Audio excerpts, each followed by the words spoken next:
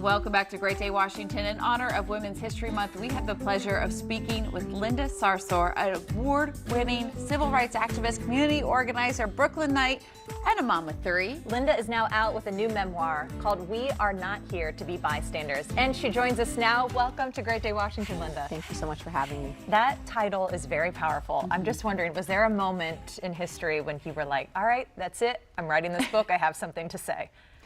Too many moments, unfortunately, in the last 2 decades, but just watching how the last 2016 election kind of unfolded, the targeting of different communities, and it was time for me to say, we're not here to be bystanders. It's not okay to see people being targeted, people being hurt, and demonized, and for us to just sit back. So I'm hoping that it's just not a book, but a call to action. Right, and the book is just on top of so many different things that you have done, including the Women's March. You and your fellow sisters got together. What was that whole process like?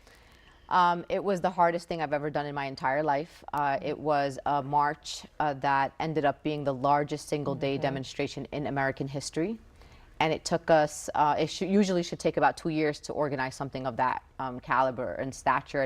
We only had 9 weeks. Oh, gosh. So we figured it out, and we came together in sisterhood, as you know, and we flooded Washington, D.C., and we had women all over the world. There was at least 7 million women that joined us globally to stand in solidarity. Well, that's what women do when we come together, right? Exactly. And support each other and lift each other up. Do you think that since that moment we've made a lot of progress and there's been a transition? Oh, absolutely. I mean, the Women's March was that catalyst for women's empowerment, particularly in the political sphere. In 2018, we won back the House. We sent over 110 women to Congress, but not only 110 women, but we made history. We sent 2 Latinas for the first time from Texas, the youngest black woman. We sent the first black woman from Massachusetts. We sent the first 2 Muslim American women, the first 2 indigenous women, the first Palestinian woman. I mean, we're making history and we're watching it all happen. And even more history just made. A friend of yours became the first Muslim woman elected in the state of North Carolina. Absolutely. Nida Alam is now the new Durham County Commissioner, and a lot of people told her, I don't know if in Durham they're going to elect the Muslim woman wearing a hijab, you know, I don't know. And she went and forged forward, and a beautiful, diverse group of people said, no, actually, she's a progressive. She's going to stand up for us, and we're going to elect her. So she just made history on Super Tuesday.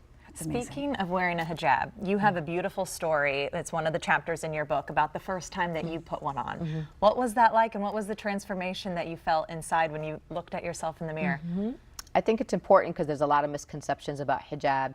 If I wasn't wearing a hijab, you know, I'm light-skinned, I have dark hair, my name is Linda, there's really nothing that identifiable about me. I could really be ambiguous, and a lot of people thought I was many things. But when I wear the hijab, it gives me a sense of identity, that I can walk down the street and people can at least recognize that I'm a Muslim woman. And in this time, in this political moment, it's important for particularly other young Muslim girls to see Muslim women who are unapologetic and who are proud, and to live in a country of religious freedom. I have every right to wear my hijab, just like people have a right not to wear their hijab. What was it like growing up in Brooklyn? Kind of just figuring out life in Brooklyn. I am born and raised Brooklyn. I still live in Brooklyn, and I'm hoping to keep holding on and live there forever.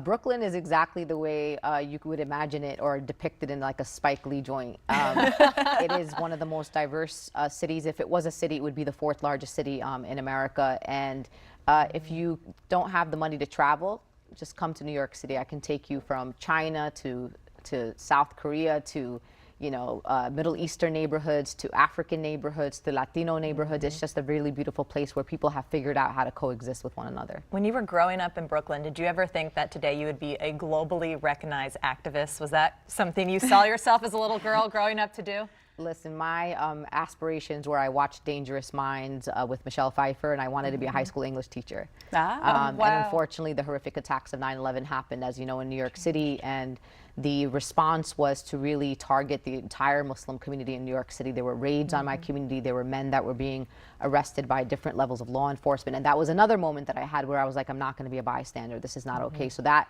horrific attack that took the lives of a lot of innocent people was my catalyst into becoming a social justice activist. This book was a long time coming. Glad you finally have it out. Congratulations again. You so do much. have a book signing tonight at Busboys and Poets. It's on 14th Street, so get out there and see Linda and get your book signed. Yeah. Thank you for being here to share your you so story. much. We Thank appreciate you. it. We'll be back with more Great Day right after this.